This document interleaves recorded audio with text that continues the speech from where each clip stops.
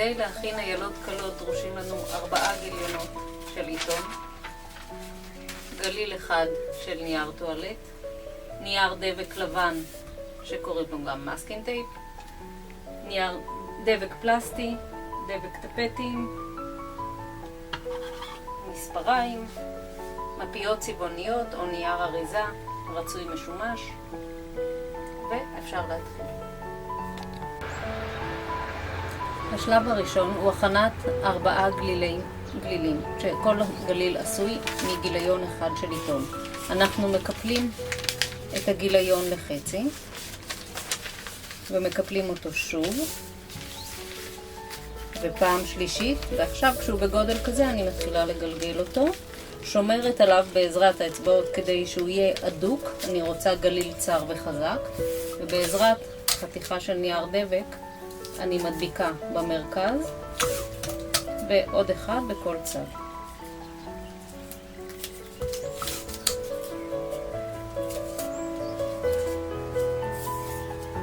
יש לי פה גליל צר שעשוי מגיליון אחד של עיתון. 4 גלילים. אני לוקחת גליל של נייר טואלט, פוחסת אותו כדי לקבל סימני קיפול. עכשיו אני לוקחת גליל אחד של עיתון, מקפלת אותו באמצע בצורה כזו ושמה אותו על הגליל שלי. בעזרת נייר דבק אני מדביקה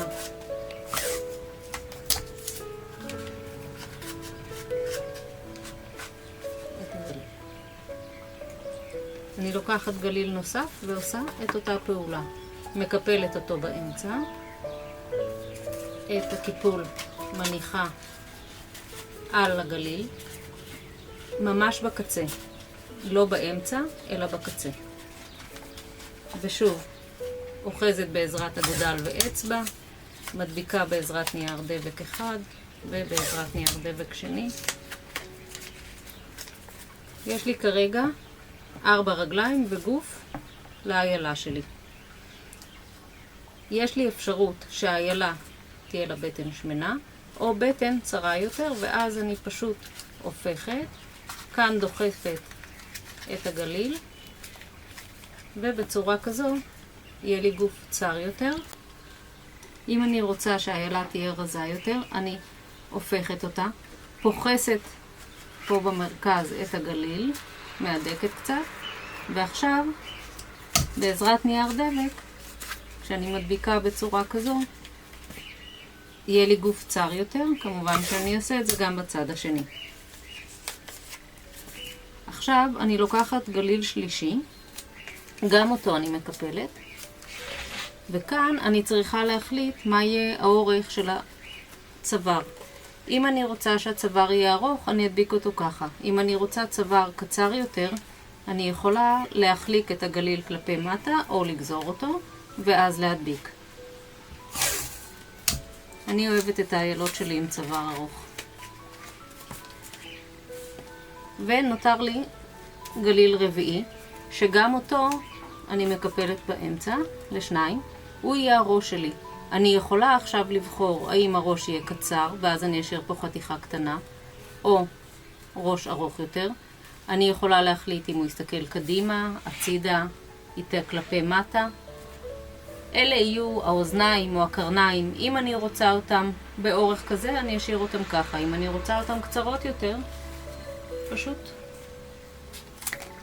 נגזור אותם עם מספריים. וגם כאן נייר דבק. זה הבסיס לאיילה שלי. אני יכולה בשלב הזה גם להחליט שאת חתיכה של גליל שגזרתי, אני יוצרת ממנו זנב. את הזנב יש כל מיני דרכים ליצור, זו אחת מהן. עכשיו אני רוצה להפוך את כל האיילה הזאת למומיה. ממש לחבר את כולה, להדביק על כולה נייר דבק, כדי שהיא תהיה חזקה, ואני אוכל להדביק עליה ניירות צבעוניים או עיסת נייר, במידה ואני בוחרת לצפות אותה בעיסה. ממש את כל הפתחים אני סוגרת. מסתכלת איפה פתוח. בצורה כזו אני מלפפת לה גם סביב הצוואר בלי לחנוק אותה כדי שישאר קצת נפח.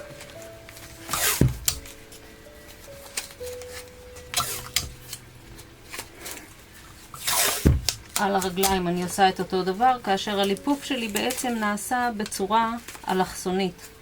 כשאני מדביקה באלכסון, אני מקבלת שכבה דקה ואני מתקדמת במהירות. כשאני מדביקה בקו ישר, אני בעצם חוזרת על עצמי. אם אני לוקחת את נייר הדבק ומדביקה בצורה ישרה ולא אלכסונית, אני בעצם כל הזמן אחזור על אותו מקום ואצור לעצמי עובי. לכן, הצורה הנכונה היא אלכסון. פשוט בצורה כזו אני כל פעם חותכת לעצמי חתיכה לא ארוכה של נייר דבק, שיהיה לי נוח לעבוד איתה. גם אם לא ליפפתי אותה הדוק, אחר כך אפשר להחליק את זה ככה וזה בסדר. ואני גם סותמת פה את כל הפתחים. ככה לאיילה את 4 הרגליים, את הצוואר, סגרתי פה מאחורה. עכשיו נשאר לי לסגור לה גם את הבטן. אני סוגרת גם את הפתח וגם נותנת עוד שכבה נוספת של נייר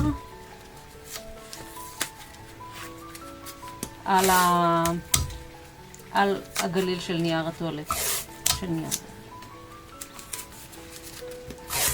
זהו, עכשיו כמו שאמרתי, האיילה כולה עטופה, כמו מומיה. חנתנו אותה בעזרת נייר דבק, אני מסובבת, אני רואה שפה שכחתי חלק.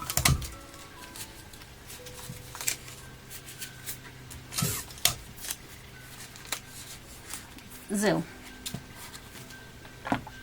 עכשיו, זהו. האיילה עטופה כולה בנייר דבק, היא חזקה, היא יציבה. לפעמים אחת הרגליים ארוכה יותר, אז אפשר לקצר, או עם אחת קצרה להוסיף לה עוד חתיכה של נייר. אפשר לתקן אותה ולייצב אותה. מוכנה עכשיו לציפוי שלה. אני יכולה לבחור לעטוף אותה ישר בשלב הזה בניירות אריזה צבעוניים או במפיות, ואני יכולה גם להחליט שאני עוטפת אותה בעיסת נייר. טוב, אם אני רוצה לעטוף את האיילה שלי בעיסת נייר, יש לי כאן עיסת נייר אותה הכנתי מנייר גרוס ומדבק פלסטי בדבק טפטים. אני פשוט לוקחת את האיילה שלי, לוקחת את העיסה המוכנה ומצמידה אותה קודם כל לבטן ולרגליים של האיילה שלי. תמיד אני מתחילה מלמטה כדי שאני אוכל להציב אחר כך את האיילה, ובעזרת דבק טפטים או דבק פלסטי אני מחליקה בצורה כזאת את הרגליים, את הבטן, ואחר כך אני ממשיכה את שאר הגוף. במידה ואין לי עיסת נייר, אנחנו פשוט נעבור לשלב הקל. לא, זה לא יוצא, זה לא... אני יכולה לעטוף את האיילה שלי בעיסת נייר. את העיסת נייר אני מכינה מנייר גרוס, דבק טפטים ודבק פלסטי. אני עוטפת את גוף האיילה, ואז אני צריכה להוציא אותה שתתייבש 2-3 בשמש, וכשהאיילה יבשה אני יכולה לצפות אותה בניירות צבעוניים. אם אנחנו רוצים לקצר את התהליך, אנחנו נעטוף את האיילה עכשיו, אחרי שהדבקנו עליה נייר דבק, ללא עיסת נייר. אני לוקחת את המפית שלי או את הנייר הצבעוני, אני מקפלת אותו וגוזרת אותו לריבועים, כדי שיהיה לי נוח לעבוד איתו. פשוט יוצרת לעצמי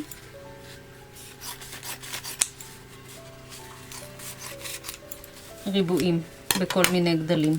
הכנתי לעצמי דבק שמעורבב מדבק טפטים ודבק פלסטי, ועכשיו אני מתחילה לצפות את האיילה שלי. אני לא מפרידה את שכבות המפית.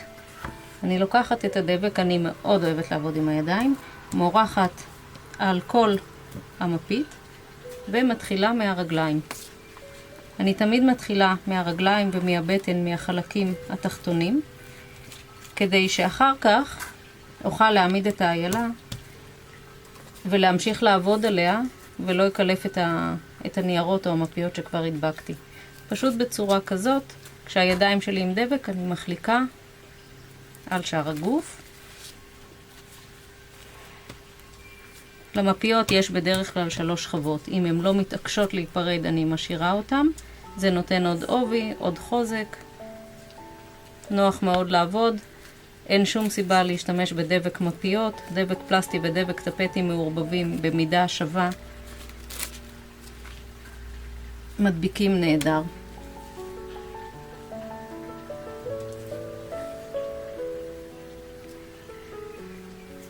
רגליים, עכשיו אני יכולה לעבור לבטן שלה.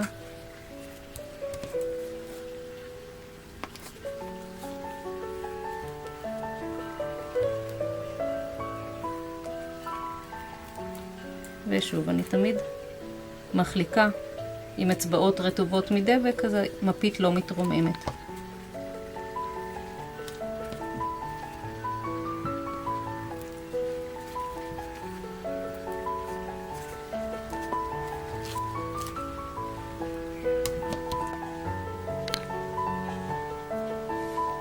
כאשר האיילה עטופה כולה, אני לוקחת משטח ושקית ניילון ומניחה אותו על ניילון. הנייר לא נדבק אל הניילון עד שהאיילה תתייבש.